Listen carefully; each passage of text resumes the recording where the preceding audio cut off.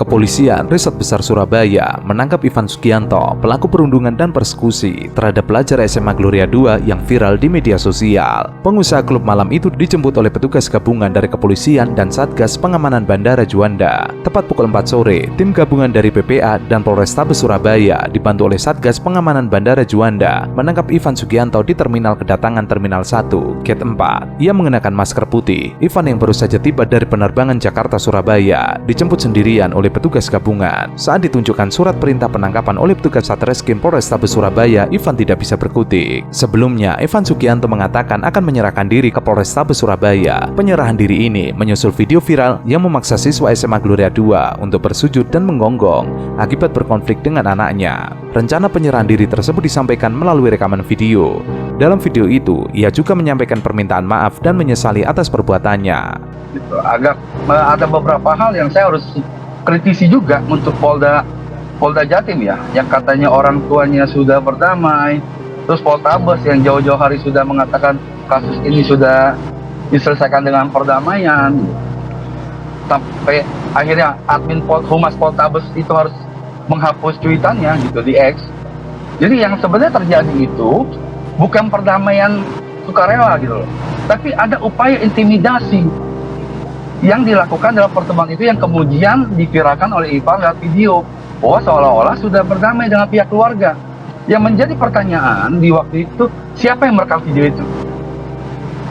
Gitu kan? Karena ada pihak keluarga, terus ada Ivan segala macam, dan tempat itu kan yang menentukan Ivan.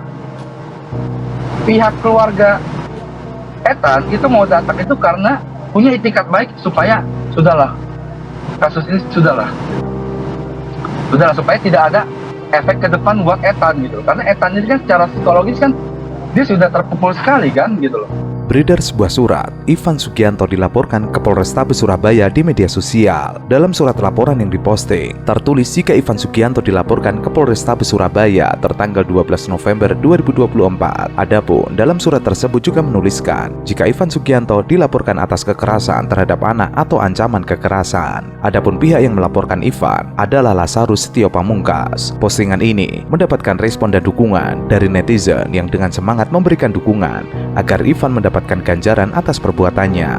Orang tuanya juga nggak mau lagi gitu, jangan sampai Ethan terganggu. Makanya ketika baru keluar rumah sakit, si Ivan mengirim orang untuk mengundang orang tuanya.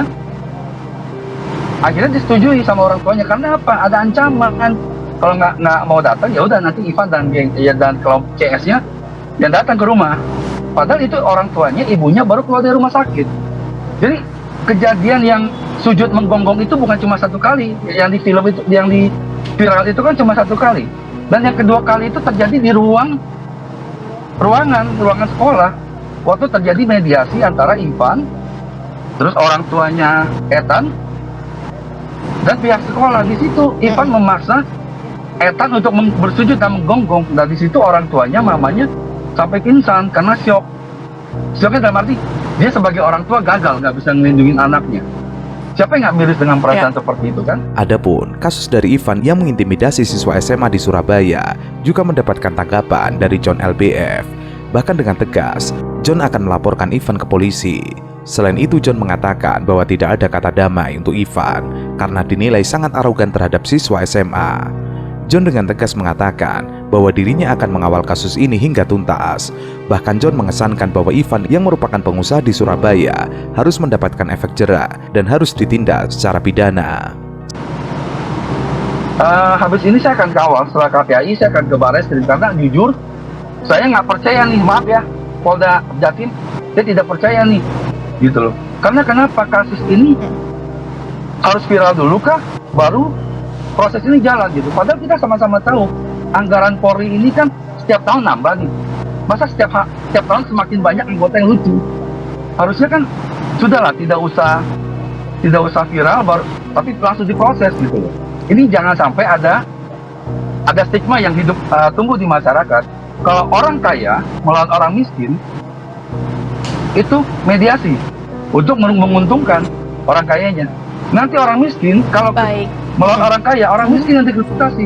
Sementara itu, Ivan Sugianto disinyalir punya klub malam bernama Valhalla di kawasan Surabaya. Berdasarkan informasi yang beredar, Valhalla diketahui tidak memiliki izin dari pemerintah untuk beroperasi sebagai tempat hiburan malam.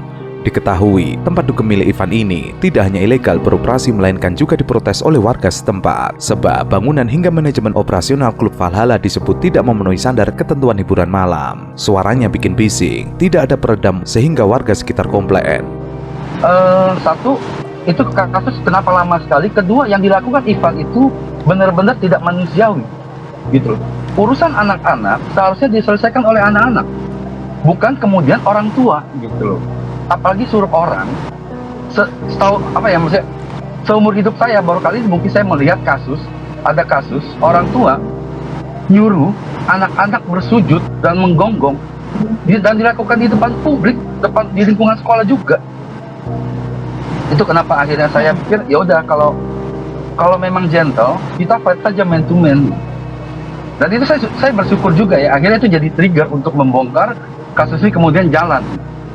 Lebih lanjut, kasus Ivan yang viral ini berawal dari dirinya yang tidak terima bahwa anaknya telah diolok-olok oleh siswa SMA Gloria 2 Surabaya. Diketahui, Ivan merupakan orang tua murid berinisial EMS yang berasal dari SMA Citahati Surabaya. Alhasil, Ivan yang mengetahui perlakuan siswa SMA Gloria 2 itu sontak bergegas berupaya mengintimidasi dirinya. Ivan diketahui mencecar siswa tersebut dengan menyuruhnya sujud hingga menggonggong layaknya binatang anjing. Saya lakukan ini adalah bentuk rasa tanggung jawab moral saya sebagai seorang influencer juga untuk bisa mengedukasi kita semuanya bahwa tindakan seperti ini sangat biadab dan tidak terpuji. Ya, jadi menurut hemat saya tidak bisa dengan kalimat maaf saja. Ya, ini tidak akan memberi efek jerah terhadap pelaku.